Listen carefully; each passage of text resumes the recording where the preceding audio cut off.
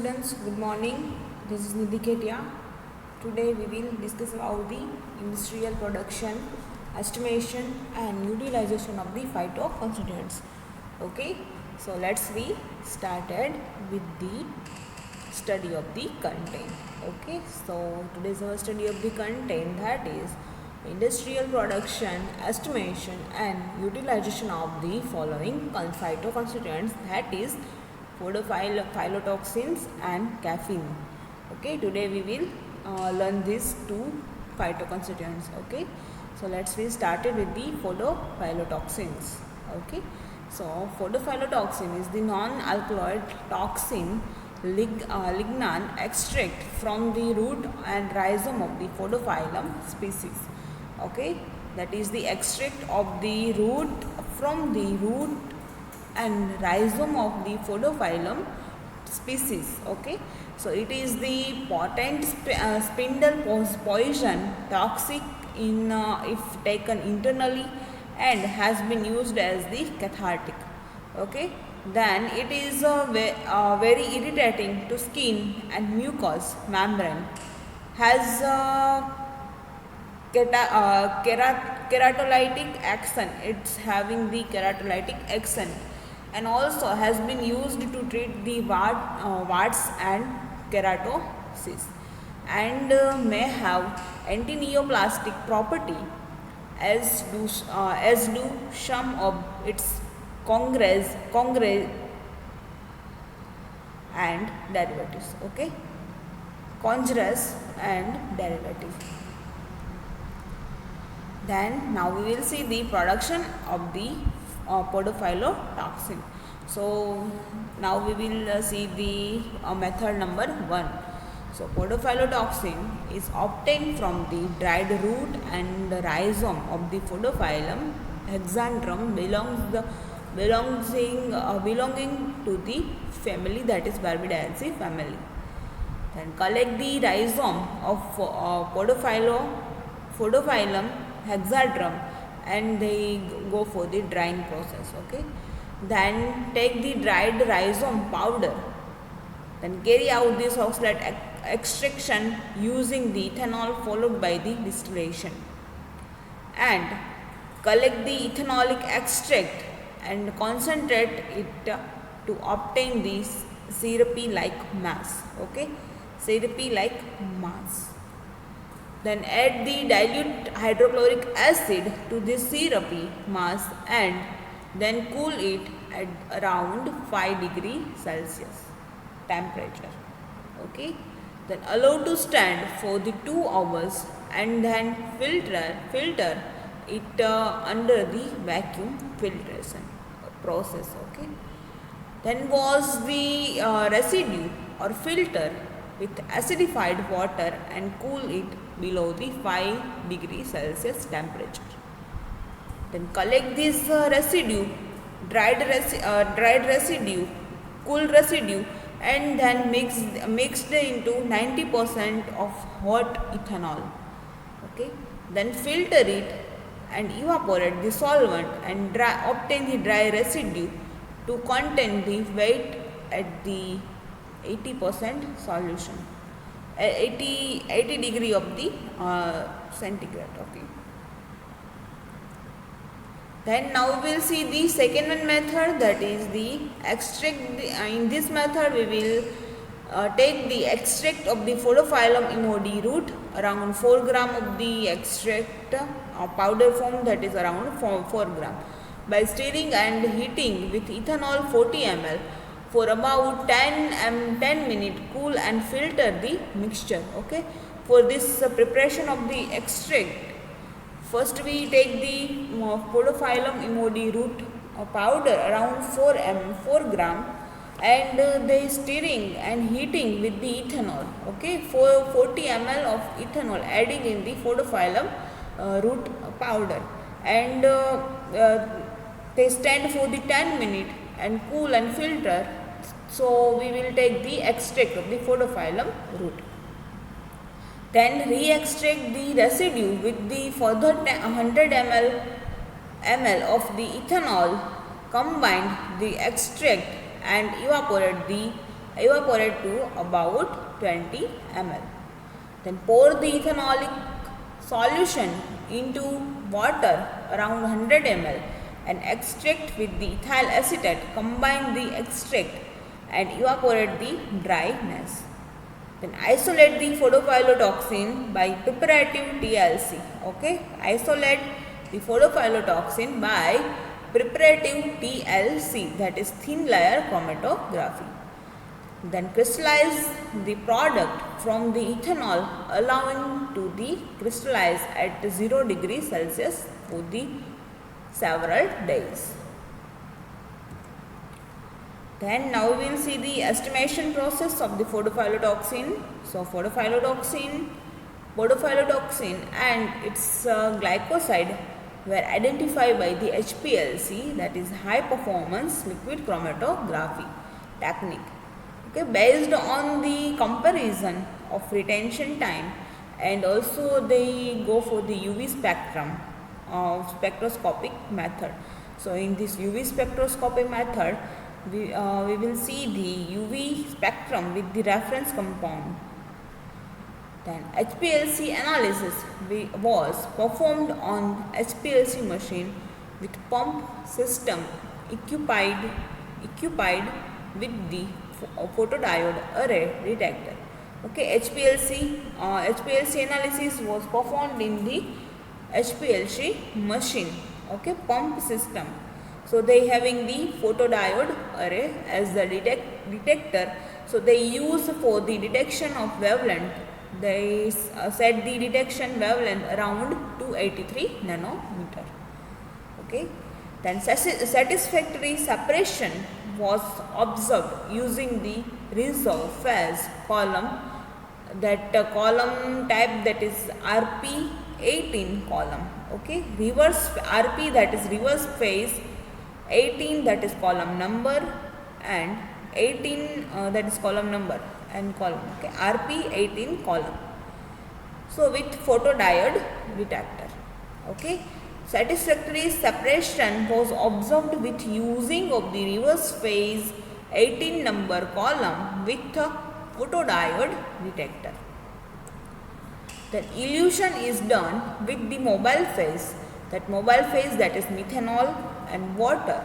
Methanol, that is 60 ml and water, that is 40 ml, and 30 minutes at the flow rate of 0.8 ml per minute. Okay, they set the flow rate around for the 30 minutes. So per minute the flow rate, that is 0.8 ml.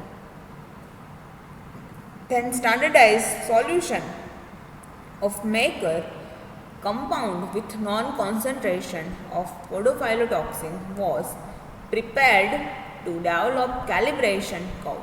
Okay, and after this standardization of this solution, and we prepared the one calibration curve. Okay, then percentage are with respect to quantity of the pure compound. Okay. Then now we will see the utilization of the photophyllotoxin. So photophyllotoxin is the best non-lignan amongst hundreds of natural plants lignan. Okay.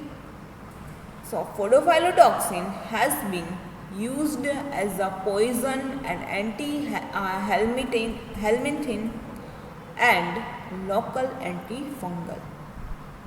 Then also used for the alcoholic extract of the photophyllotoxin as the topical treatment for venereal warts, that is condyloma acuminata. Okay, condyloma acuminata, that is venereal warts, and elements caused by the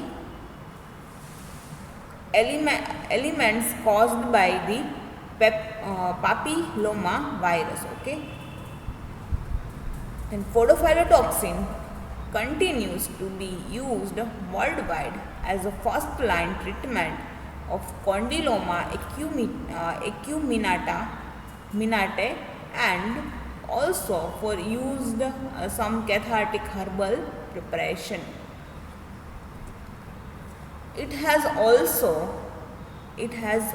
been used for the treatment of non-survival cervical human papilloma virus for the treatment of the genital infection. Okay.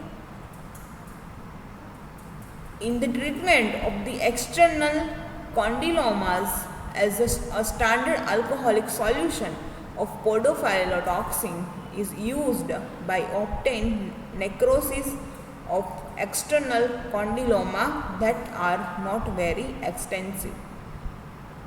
Penile warts can be safely treated with the 0.5 to 2% podophyllin self-applied by the patient as at the fraction of the cost of commercially available in podophyllin.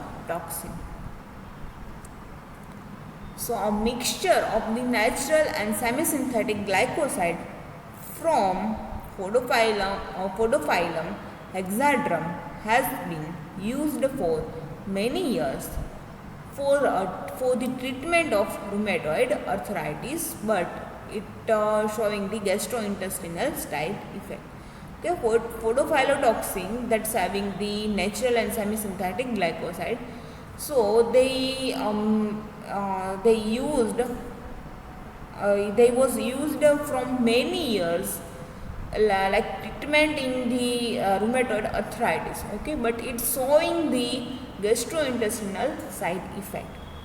And also 25% of the solution of podophyllum resin is efficacious and a cost-effective treatment with the minimal side effect for HIV-related oral hairy leukopalkia, which is symptom-free lesion. Then podophyllitoxin is used as the starting compound for the chemical synthesis of etoposide and taniposide. Okay, etoposide and taniposide. Now we will learn the second one phytoconstituent, that is caffeine. Okay, caffeine, we will extract the caffeine from tea and also coffee. Okay, so now we started. So caffeine is the chemically 1,3,7-trimethylhexane, that chemical formula, that is C8, carbon 8, H10, N4 and O2. Okay, this is the structural formula of the caffeine. So it is the central nervous system, stimulate the central nervous system, that is CNS. Okay, CNS. So stimulate of the methylxanthine class of the psychoactive drugs. Caffeine mostly used in the psychoactive drugs because, and they also having the methylxanthine, they also including in the methylxanthine class. It is the world's most widely consumed psychoactive drug, but unlike many other psychoactive substances, it is legal and unregulated in nearly all parts of the world. It is bitter, while crystalline purine, a methylxanthine alkaloids, and thus closely related chemically to the adenine and guanine contained in the deoxyribonucleic acid, that is DNA, and ribonucleic acid, that is RNA. Okay. Then it is found in the seeds or nuts or leaves of the number of plants native in the South America and East Asia. Okay. It most well-known source of the caffeine is the seeds, commonly incorrectly referred to as the beans. Okay, of the coffea plant. Okay, mainly caffeine used prepared from the coffee plant, coffee plant. Okay. Then beverage containing caffeine are ingested to relieve or prevent the drowsiness and increase the energy level. Caffeine is extracted from the plant part containing it for making beverage by steeping it in water and process called infusion. Okay, the process that calls the infusion. Then now we will see the caffeine production from the tea leaves. So dissolve the 10 gram of calcium carbonate in 350 ml of hot water taken in 500 ml beaker, and then add the 10 tea bags into it. Okay. First we will take the 10 gram of the calcium carbonate in 350 ml hot water, and making the water and taken in the 500 ml beaker. Okay. Then add the 10 tea bags of tea bags in this solution. Okay. Then heat the mixture over a hot plate for about 20 minutes. Then swirl the flask time to time in order to promote the extraction of caffeine into aqueous base. Then filter the dark, still warm mixture through a Hodge type filter and transfer into a 500 ml Erlenmeyer flask. Okay, Erlenmeyer flask. And use a spatula to press as much of the liquid as possible out the tea bags. Then cool the flask containing the filtrate by keeping it in the cold water. Then add the 25 ml methylene chloride. Add the 25 ml methylene chloride to dark solution and then pour the mixture to 500 ml separatory funnel. Okay. Then gently swirl the content of the funnel for about 30 seconds to extract the caffeine into the organic phase. Okay. Then allow the layer to separate over around 5 minutes of the time period. Then draw off, that is collect from the base. Draw off, that is collect from the base. So the methylene chloride layer at the bottom lightly colored layer into the beaker. Then try to avoid drawing off any residual part of the emulsion. Then add 25 ml of methylene chloride. Add 25 ml of methylene chloride to separatory funnel or separating funnel and repeat the extraction process. Then combine the methylene chloride extract. Then repeat the extraction with the third 25 ml portion of methylene chloride and combine the methylene chloride extract. Okay.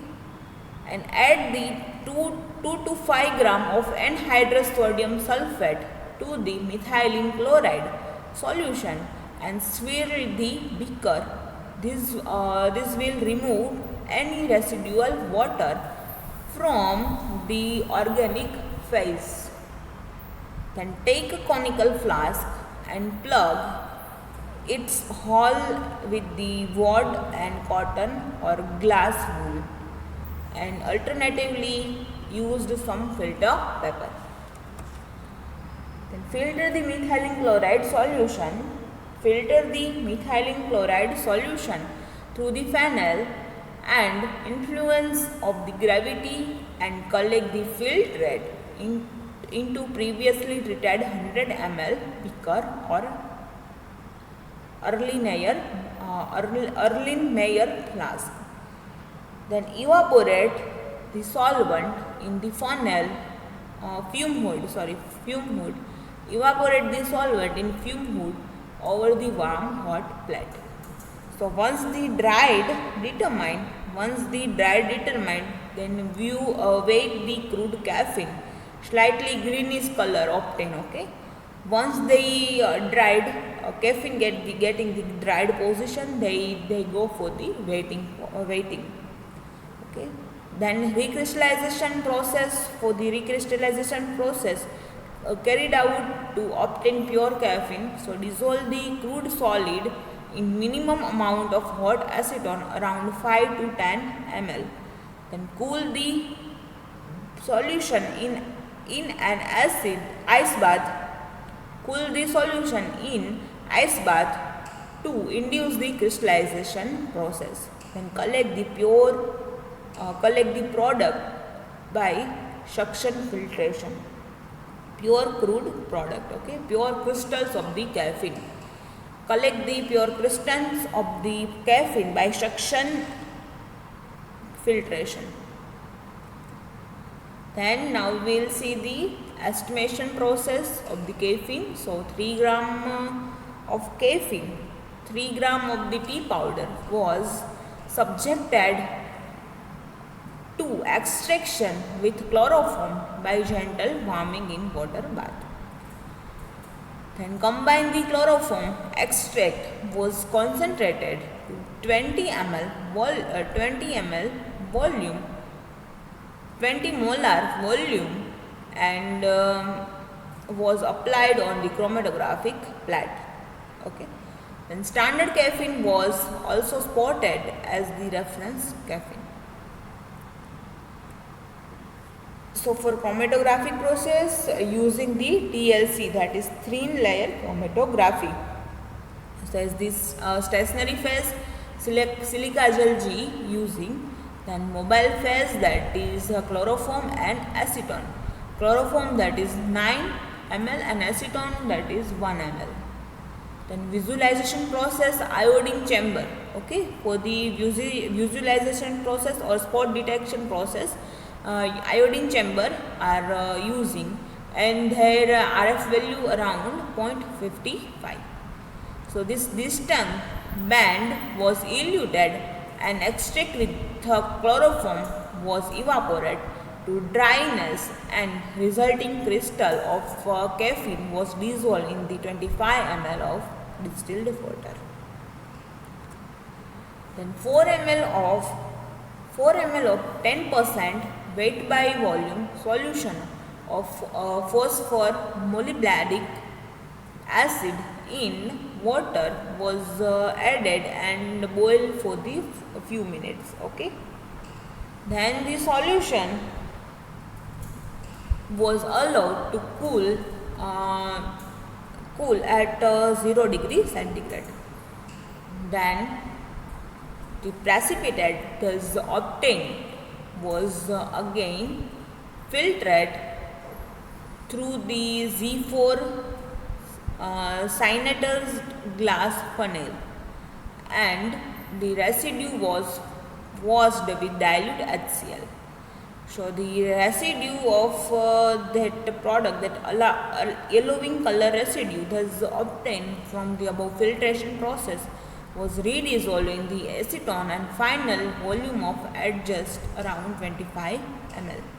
Then absorption was measured at 440 nanometer using the systronic photometer with acetone as a blank. Okay, reference and blank solution and standard solution. So as a blank solution we will use the acetone, and as the standard solution we will use the acetone and caffeine mixture. Okay, extract. The amount of the caffeine concentration with different tea sample under the study were computed with the help of standard graph. So the standard curve of caffeine has been plotted using the caffeine solution around 1 mg to 5 mg. Okay, making these 5 solution 1 mg, 2 mg, 3 mg, 4 mg and 5 mg concentration. Then treated these similarly as described above, and the measurement was done at the 440 nanometer. Okay. Then now we will see the utilization of the caffeine. So caffeine helps to enhance the performance. Okay. First utilization, that is caffeine helps to enhance performance. Second one use, that is caffeine helps to the enhance the physical performance. And also third use, that is the other uses. Okay. So in first use, that is caffeine helps to enhance the performance. So caffeine act as the central nervous system stimulant. Caffeine act as the central nervous system stimulant, and thus it helps to reduce the fatigue and drowsiness. Okay. Then caffeine at normal dose has variable effect on learning and memory, but it generally improve the reaction time, wakefulness, then concentration and motor coordination.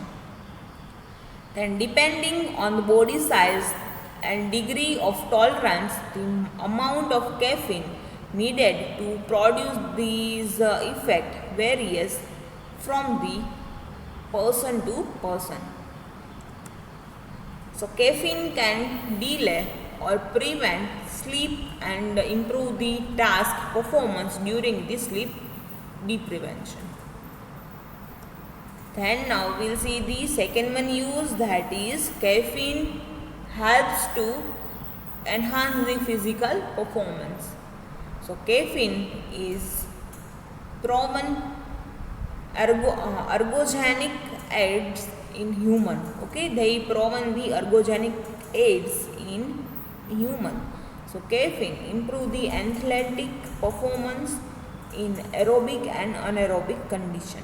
So caffeine in moderate dose helps to improve the sprint performance, cycling and running time trial performance, and they also endurance and cycling power output.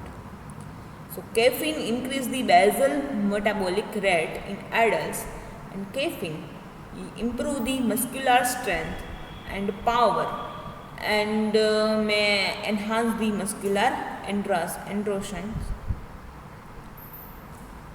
So caffeine also enhance the performance of anaerobic test. Caffeine consumption before the constant load exercise is associated with the reduced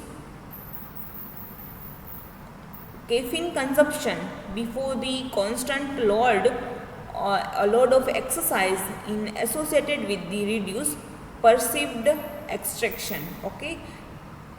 Then while this effect is not present during the exhaustion, exercise performance is significantly enhanced.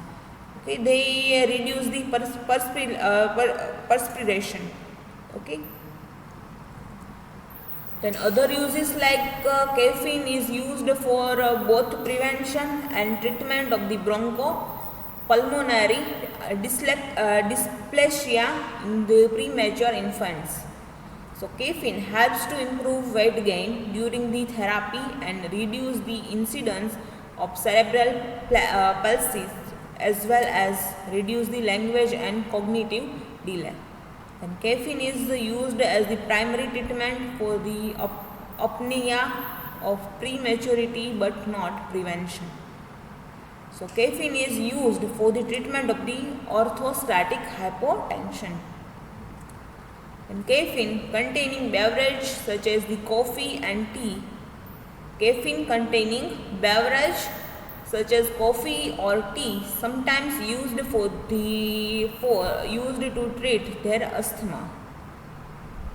Then caffeine improve the airways function in people with asthma like increasing forced expiratory volume, that is FEV, forced expiratory volume 1 by 5% to 18%, with this effect lasting for up to 4 hours. Okay, so this is the all about for the caffeine and for the phytotoxins, these two constituents. Okay, so now we will end this our session. So thank you to all.